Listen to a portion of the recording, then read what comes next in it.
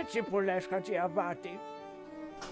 Κάποτε ήμουν μεγάλος θαλασσόλικος. Έπιανα την πέτρα και την έστιβα.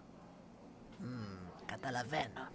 Και από εμένα τι θέλετε ακριβώς? Έχω αφήσει μια δουλειά στη μέση. Προσπαθούσα να την αναβάλω για πολύ καιρό, αλλά ήρθε η ώρα να κλείσει μια και καλή. Και εγώ τι θέλετε να κάνω για εσάς? Τι να θέλω, το ταξίδι είναι πολύ μεγάλο και εγώ πολύ γέρος για να πάω. Αν μπορείς να βρεις έναν άνθρωπο που να μπορεί να πάει στη θέση μου. Έλα, Χατζιαβάτη, εσύ ξέρεις τόσο κόσμο. Κάποιον θα γνωρίζεις.